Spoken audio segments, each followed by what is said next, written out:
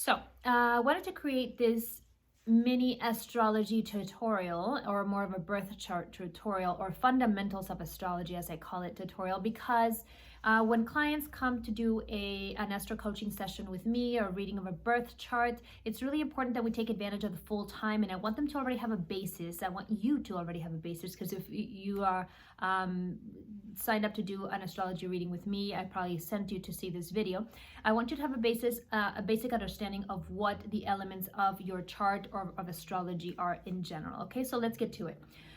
Fundamentals of astrology. So when you're looking at an astrological chart, you're looking at an image of the sky or of the cosmos or the heavens at the time of your birth. That's what it is. So we get time, we get date, and we get place of birth, and we calculate that, and those elements are charted, and we get to see where everything falls. Okay, so we've got elements such as planets, we've got the signs, we've got the degrees or grades in which these planets and signs are positioned with relationship to each other. Those relationships to each other are all called aspects, and all that stuff falls in certain areas of your chart called houses. Okay, so these are the main components that I'm going to go over. The first thing is the planets. So we're talking about the planets in our solar system. You also have in an astrological chart the potential to see asteroids that may be in particular signs and positions that may have also significance. But really the main component of an astrological chart, and probably the more important component, is where the planets are positioned with regards to the Earth. So if you think of it this way, the Earth, right? Let's imagine this is the Earth. There is a belt, the zodiac belt, or the zodiac signs are all around this planet, and they're around there in a certain order. So Aries is the first sign, then comes Taurus, then comes Gemini, Cancer, and so on and so forth, in what we call the natural zodiac. Okay, so that would be sort of the wheel of the zodiac that surrounds the planet Earth, which used to coincide with the constellations, and that's how it sort of started 3,000 years ago or so, with like the Babylonians, then the Greco-Romans developed it even more, etc. Okay, so you've got the planets, you've got the zodiac belt around the Earth, and so what happens is that the moment that you are born, we get to see where each of the planets was with relation to the Earth, and what sign was in between the planet and the Earth. So let's say, you know, everybody, all the planets are doing their thing, they're in their orbits, they're moving around, etc., etc. And at the time that you were born, you know, Venus was over here and the Earth was over here, and in between we had the sign of Taurus. We would say in astrology that your Venus is in Taurus. Okay, so that's how we get all the signs. You have a sun sign, moon sign, what we call a rising or ascendant sign, which is a point I'll talk about right now when I talk about houses, and Venus, Mars, Mercury, Saturn, Jupiter, etc. All the rest of the planets in the solar system, including Pluto, still counted, even though it has been downgraded as a planetoid. We still, astrologers still count it as part of a chart. Right now it's playing a super important part, as we just went through the conjunction of Jupiter and Pluto, and it was the portal of 444. There's a video about that here in this channel as well. Super interesting, where everybody did the 1 million meditators meditation circle. Beautiful. So you've got the planets. Okay, so you have a sign for every planet. So you've got your, you know, maybe your sun is in Libra and your moon is in Sagittarius, your Uranus is in Aquarius, etc., etc., etc. Okay, so the planets is the first element, the first fundamental element of astrology. You've got your planets, and each of these planets is in a sign. Okay, so we've got 12 signs of the zodiac, starting with Aries, ending in Pisces. You can find this list anywhere, and the signs each have particular characteristics, just as the planets rule particular things. For example, and we say planets in general when we're talking about the sun and the moon, etc., everything, because it's just easier rather than saying then the astro this and the satellite that. Okay, so the planets. So if you're talking about sun sign, the sun is talking about your core essence, more of your masculine side, more of your logical left brain side. If you're talking moon, we're talking more your feminine side, emotions, inner child, feminine side, right brain. If you're talking about Venus, of course, we're talking about love, we're talking about style, we're talking about taste. When you talk Mars, you're talking about action. When I do things, how do I do them? Also, when I get upset, how do I get angry? Also, my sexual side. When you're talking Mercury, you're talking about communication, my analytical mind, how do I think and then express things, and so on and so forth. Saturn is more the planet of time, marking cycles, karma, the planet called the master planet because it teaches us our biggest lessons. When you're talking about Jupiter, you are talking about expansion, growth, progress, okay? It's typically in traditional astrology known as the lucky planet. So wherever Jupiter's there, it's like a little bit of pot of luck. Uranus is the big planet of big changes and shifts, big insights as well with all these shifts, okay, and progress and innovation, especially originality. Neptune is a planet of dreams, and it's also the planet of fantasy and illusion, and it's the planet of spirituality. Pluto would be some planet that represents, for example, personal power, anything that has to do with power, and where you express that power, how you express that power or control. Okay, so this is just a rough on the planets. You can dig a lot deeper and see what each of the planets actually entails, or what it represents, what it symbolizes. And anything in astrology, you can always take way deeper. Okay, this is a study that's been in existence for thousands of years, and there are layers and layers upon of learning and understanding and experience. And I have one quarter of a century, 25 years doing this, looking at charts and things. And the amazing thing is to see the confirmation of patterns as they have been explained through astrology, and for you to see them play out in people. It's really, really interesting because they definitely tell you in a very accurate manner what certain cycles will bring about, what certain characteristics, tendencies, and such you will have according to planets, signs, houses, and all of this stuff. Okay, so that's the planets. The next fundamental element of an astrological chart or of astrology would be the signs, of course. Okay, so we have 12 signs in the zodiac. If you know the zodiac signs, it starts with Aries, then Taurus, Gemini, Cancer, Leo, Virgo, Libra, Scorpio, Sagittarius, Capricorn, Aquarius, and Pisces. Hopefully I didn't forget any. And so that's your 12 signs of the zodiac in order of the natural zodiac. Okay, so the interesting thing about signs is that each of the signs actually has an element and a quality or mode. Okay, so you can have a sign that is either an air sign, fire sign, earth sign, or a water sign. Each of these elements stands for something different. Fire would be action, water would be emotion, air would be the mind or mental action, and earth would be manifestation, physical manifestation of things, or grounding or practicality. Okay, very easy to understand if you just think about sort of the natural or the what you would normally think would be related to each of these elements.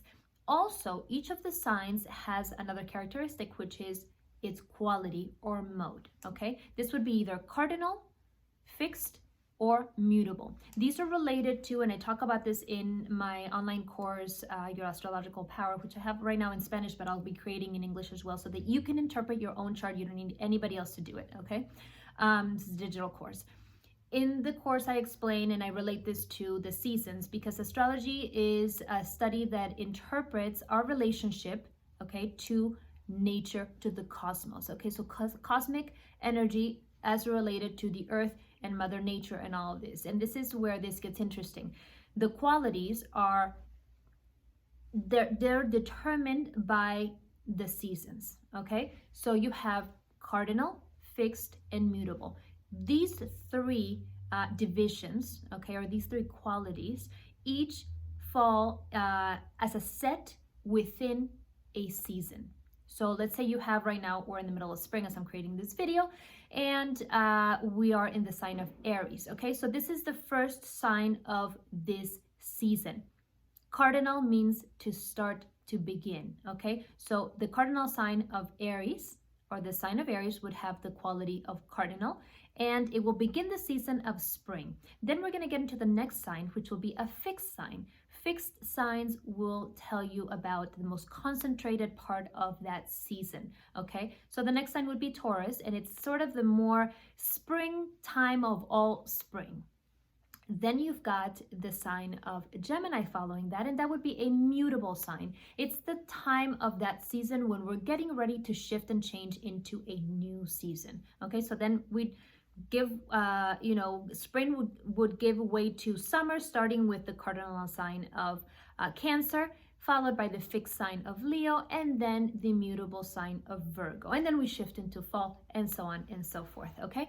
So signs have elements and signs have qualities, and each of these combinations of element and quality, say, I don't know, if you're Leo, then the sign of Leo would be fire element, and it would be fixed quality or mode.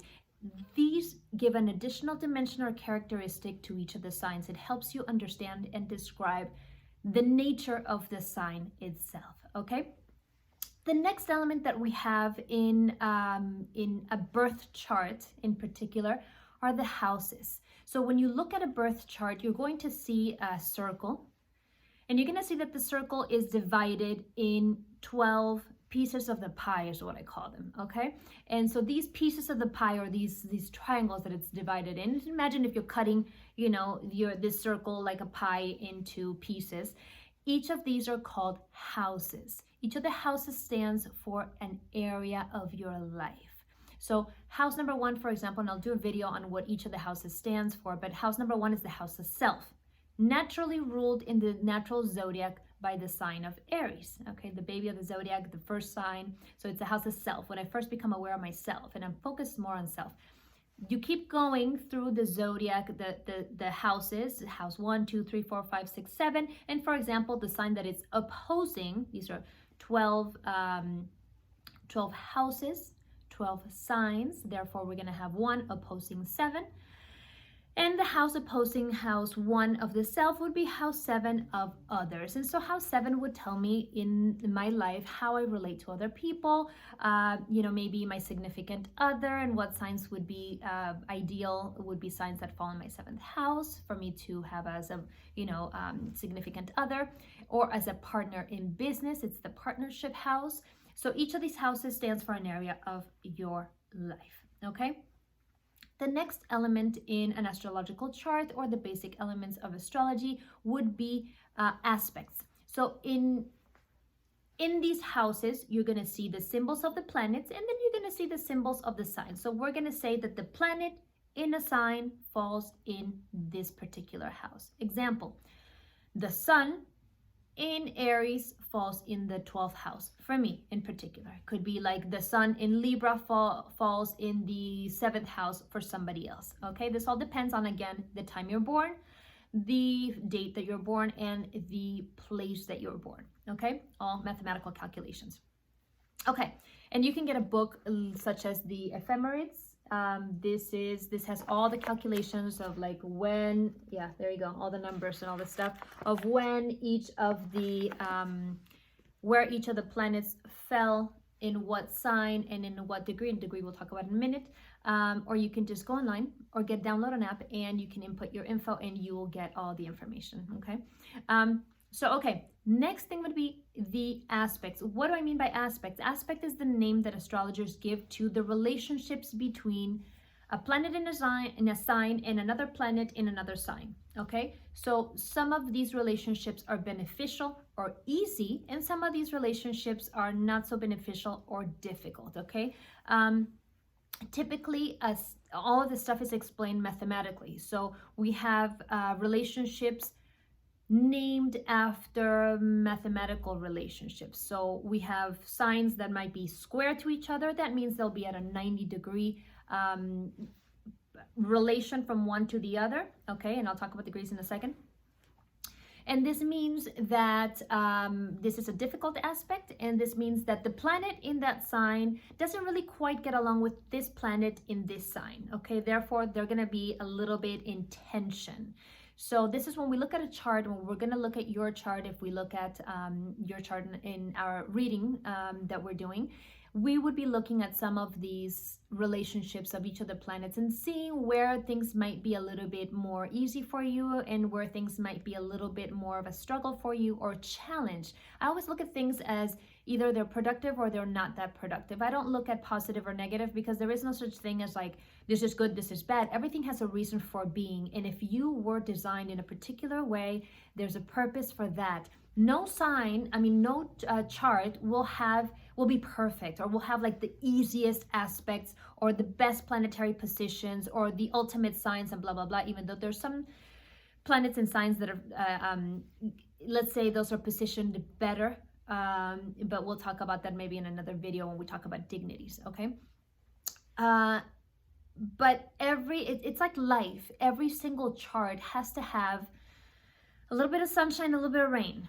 Okay, so the sunshine would be some of these things that are easy aspects, trines, which are when a planet in a sign is 120 degrees from another planet in another sign. Okay, trine as in triangle.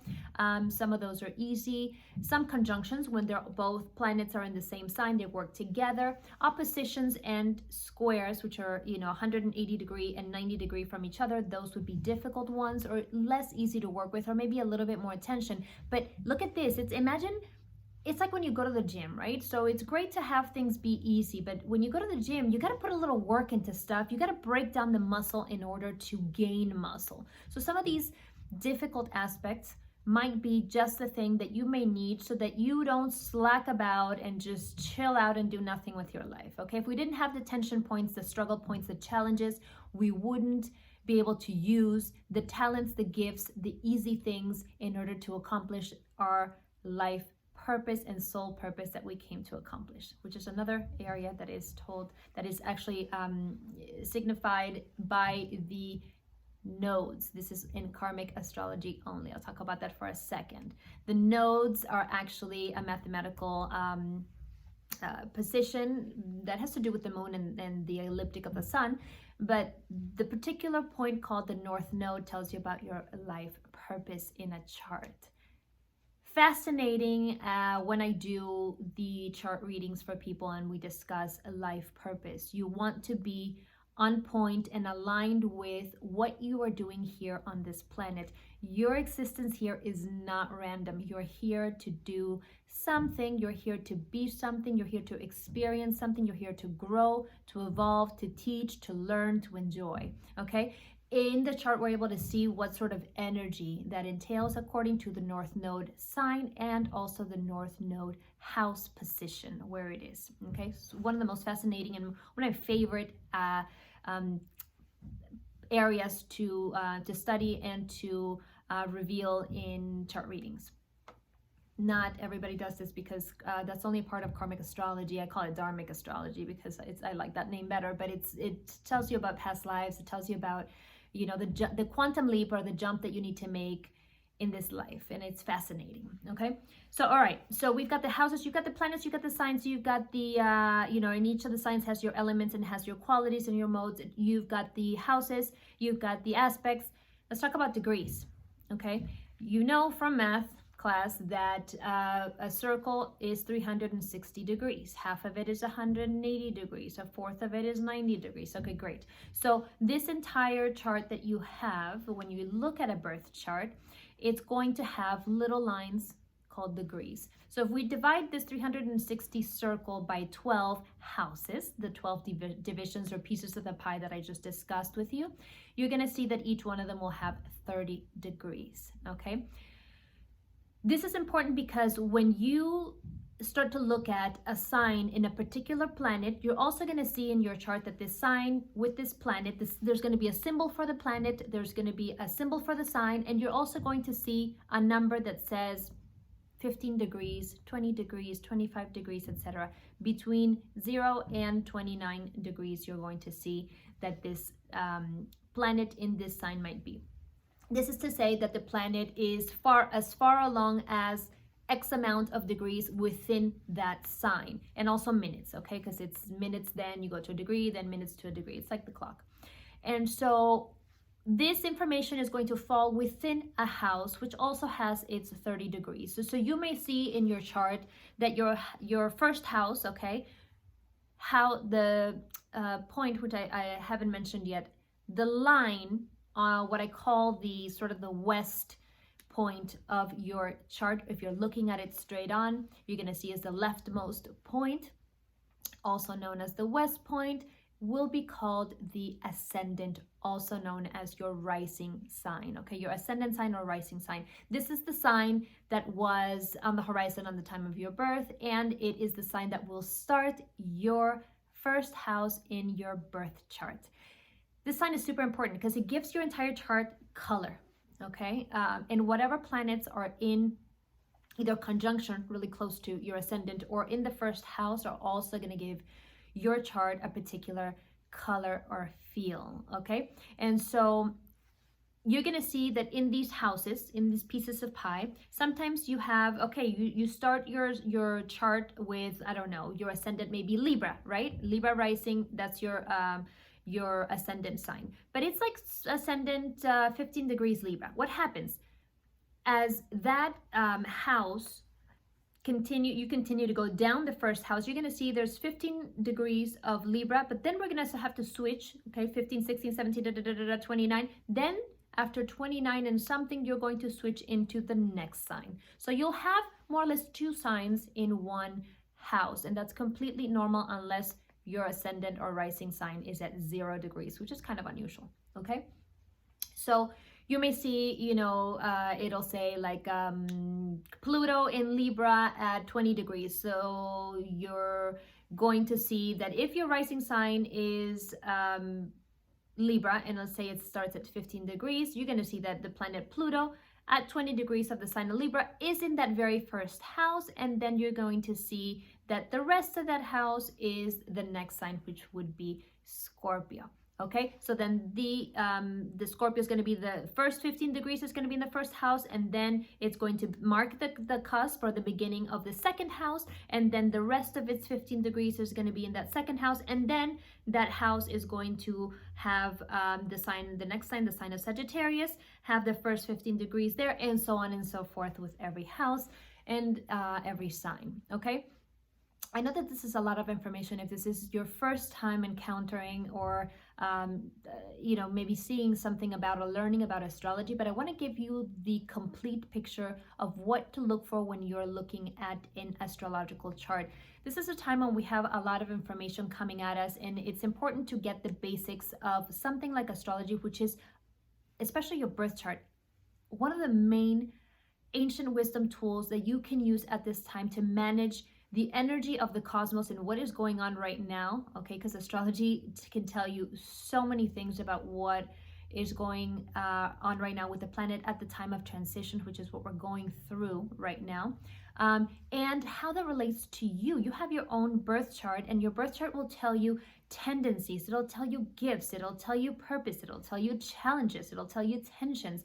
It'll be very useful to understand when relating to other people. Okay, there's a whole area of astrology called synastry where you compare one chart with another chart and you start to understand what are the points of tension and what are the points of gift and the points of easy relationship and all of that. And I think it's super useful because it helps you really optimize, okay, get to the full potential in anything: career, life purpose, we already talked about, your health, that's the 6th house, your own personal development, your communication style, your optimal partners, not just romantic, but also in business, how you relate to people, how you expect or how you interpret or want to or show love, your sexual style, so many different things, so much to delve into with astrology. But those are the main things that I wanted you to know about before we do a chart reading together, and you